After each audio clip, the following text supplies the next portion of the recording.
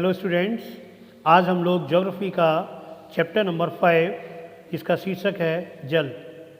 जल के बारे में अध्ययन करेंगे कि ये हमारे लिए किस प्रकार महत्वपूर्ण है और हमारे दैनिक जीवन में इसका क्या उपयोग है। तो यहाँ पर देखिए, जल के बारे में कभी कभी हम लोग सोचते हैं या हमारे मस्तिष्क में कुछ विचार उत्पन्न होते हैं। जल से संबंधित कोई चित्र के रूप में हमारे विचारों में उत्पन्न होता है, जिसमें आप नदी, जलप्रपात, वर्षा की रिमझिम, अपने नल के जल के बारे में सोचने लगते हैं।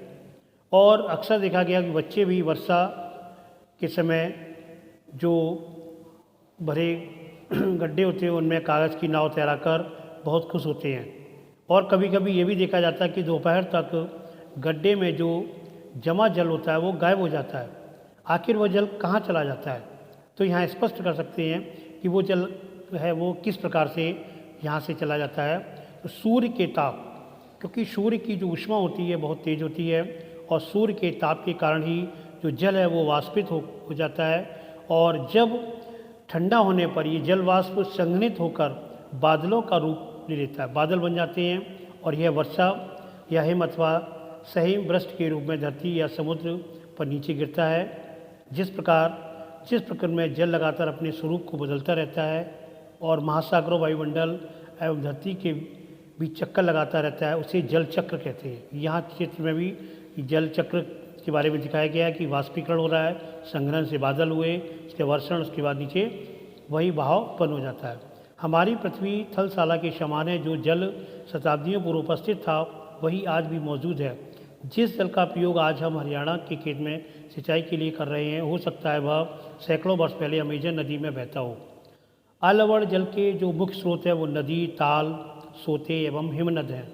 महासागरों एवं समुद्रों का जल लवणीय होता है। इसमें अधिकांश नमक, सोडियम क्लोराइड या खाने में उपयोग किए जाने वाला नमक होता है। यहाँ पर एक शब्द आया था थलशाला। तो थलशाला ये छोटे घर के पौधे रखने का कृत्रिम आहता होता है, उसे कहा जाता है।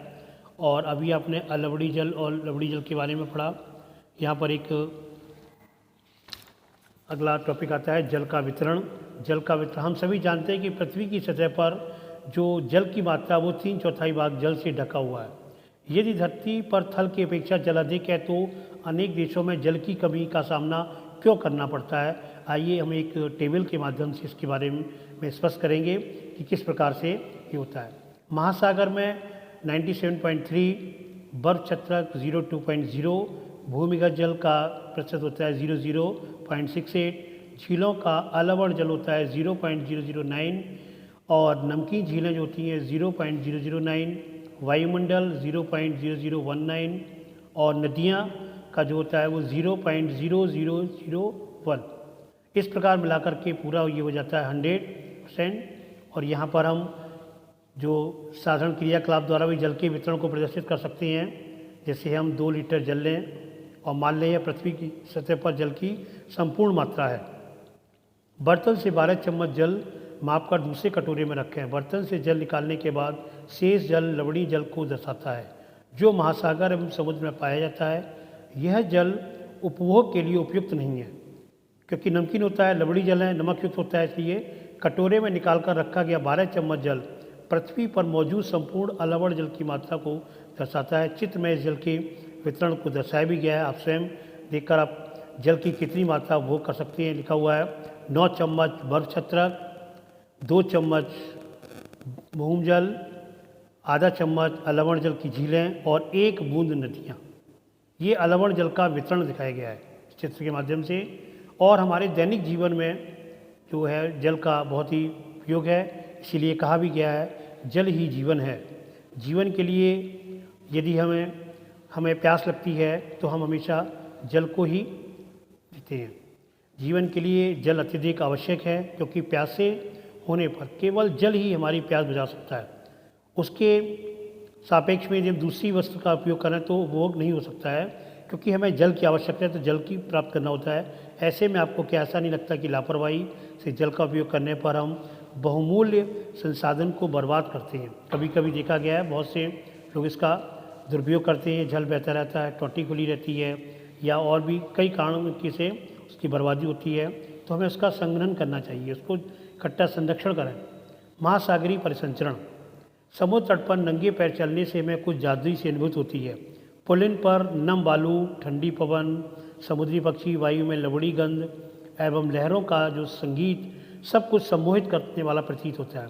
ताल एवं झील के शांत जल के विपरीत महासागरीय जल हमेशा गतिमान रहता है, क्योंकि ताल के जल में यदि हम कोई डालते हैं तभी वो होता है। और महासागरों की गतियों को इस प्रकार वर्गीकृत भी कर सकते हैं। महासागर की गतियों को 3 वर्गों में बांटा गया: तरंगें, ज्वार भाटा और धाराएं।